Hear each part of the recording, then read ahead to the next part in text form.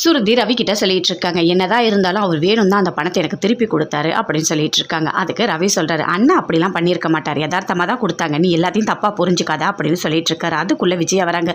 என்ன இப்படி கத்திட்டு இருக்கீங்க ரெண்டு பேரும் சேர்ந்து அப்படின்னு சொல்லிட்டு. இல்லை அவர் பணம் கொடுத்தாரு, எல்லாம் வேணும் தான் கொடுத்துருப்போம் அப்படின்னு சொல்லிட்டு விஜயா சொல்றாங்க. அண்ணனை பத்தி தப்பா பேசாதீங்க அப்படின்னு சொல்லிட்டு ரவி அங்கிருந்து கிளம்பிட்டாரு. அப்போ விஜயா சுருதி கிட்ட சொல்கிறாங்க, பாத்தியா ரெண்டு மருமகளும் நல்லா சம்பாதிக்கிறீங்க, இவ பூக்கடை வச்சு அவமானப்படுத்துறா அப்படின்னு சொல்லிட்டு பயங்கரமாக ஃபீல் பண்ணிட்டு வந்து ஹாலில் உட்காந்துட்டு இருக்காங்க.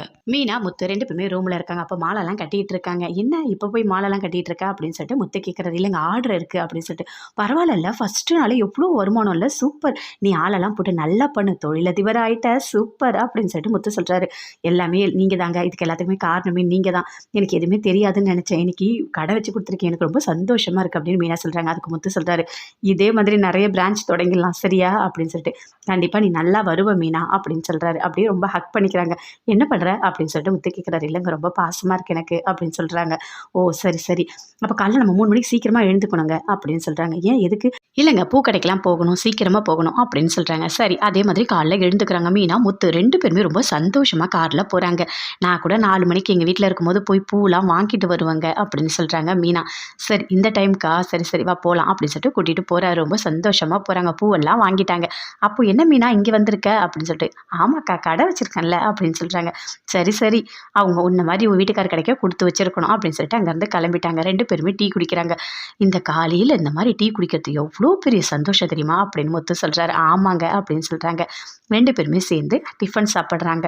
சாப்பிட்டுட்டோன்னே அப்போ மீனா சொல்கிறாங்க, இல்லை வீட்டில் எல்லாரும் பசியோடு இருப்பாங்க, எல்லாருக்கும் சேர்த்து டிஃபன் வாங்கிட்டு போயிடலாமா அப்படின்னு சொல்கிறாங்க. அதெல்லாம் வேண்டாம், அவங்க பார்த்துப்பாங்க அப்படின்னு சொல்லிட்டு முத்து சொல்கிறாரு.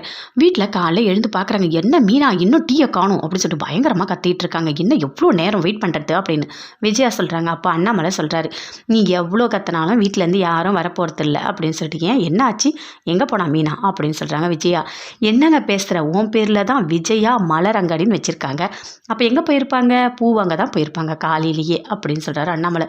ஐயோ அப்படியா, சரி நீ போய் டீ போடு போ அப்படின்னு அண்ணாமலை சொல்கிறாரு. அதுக்கு விஜயா சொல்கிறாங்க, என்னது நான் போய் டீ போடணுமா, பின்ன நீ தான் போடணும், வேற யார் போடுவா அப்படின்னு சொல்கிறாரு. ஐயோ கடவுளே, இவ பண்ணுற வேலைக்கு நான் தான் இப்போ கஷ்டப்படணும், நான் போய் இப்போ எல்லாமே செய்யணுமா அப்படின்னு சொல்லிட்டு பயங்கர கோவமாக டென்ஷனாக இருக்காங்க. மீனா முத்து ரெண்டு பேருமே பேசிகிட்டு வராங்க. அப்போ முத்து சொல்கிறாரு, கடைலாம் சூப்பராக நடத்து, எல்லாமே நல்லா பண்ணு, உனக்கு என்ன தோணுதோ செய், இன்னும் நல்ல பெரிய பிரான்ச்சஸ் எல்லாமே ஸ்டார்ட் பண்ணணும், நீ நல்லா வரணும் சரியா, என்ன கணக்கு எல்லாமே எழுதி வை அப்படின்னு சொல்கிறாரு. கண்டிப்பாக நான் பண்ணுறேங்க, எனக்கு என்ன சொல்கிறதுன்னு எனக்கு தெரியல, நான் எனக்கு தெரிஞ்சது எல்லாமே வீட்டு சமையல் மட்டும்தான், என்ன சமைக்கணும் அப்போ என்ன பண்ணணும் இப்படி தான் நான் யோசிச்சுட்ருப்பேன். என்னோடய மைண்டுக்கு பெரிய என்ன சொல்கிறது ஒரு கிஃப்ட் மாதிரி கிடச்சிருக்கு இந்த வேலை, எனக்கு ரொம்ப பிடிக்குங்க, பூ கட்டுறது இது எல்லாமே சின்ன வயசுலேருந்து நான் பண்ணுறேன்ல, எனக்கு ரொம்ப பிடிக்கும். எனக்கு நான் இப்படி ஒரு கடை வைப்பேன்னு கண்டிப்பாக நினச்சி கூட நான் பார்க்கலங்க, எனக்கு எவ்வளோ சந்தோஷமாக இருக்குது தெரியுமா, என்னோட கனவை நீங்கள் நிறைவேற்றிருக்கீங்க, அது மட்டும் இல்லை நான் எல்லாமே இனிமேல் நல்லாவே பண்ணுவேன், எனக்கு ரொம்ப சந்தோஷமாக இருக்குது அப்படின்னு சொல்கிறாங்க. சரி சரி போதும் போதும், கடையெல்லாம் நல்லா பார்த்துக்கோ சரியா அப்படின்னு சொல்லிட்டு முத்து சொல்கிறாரு. அப்போ மீனா சொல்கிறாங்க, வீட்டில் இருக்க வேலையும் பார்த்துட்டு இதையும் பார்த்துக்கணும் அப்படின்னு சொல்லிட்டு. அதெல்லாம் பண்ணிகிட்டு இருக்காத, கரெக்டாக கொஞ்சம் நேரம் வீட்டில் வேலையை பார்த்துட்டு நீ போயிட்டு கடையில் நல்லா பண்ணு, வேணா ஆளுங்களை போட்டு கூட மாலையெல்லாம் ரெடி பண்ணிவிடு, நல்லா பண்ணு சரியா அப்படின்னு சொல்கிறாரு. அதை கேட்டோடனே மீனா ரொம்ப சந்தோஷமாக முத்துவை பார்த்து அழகாக சிரிக்கிறாங்க.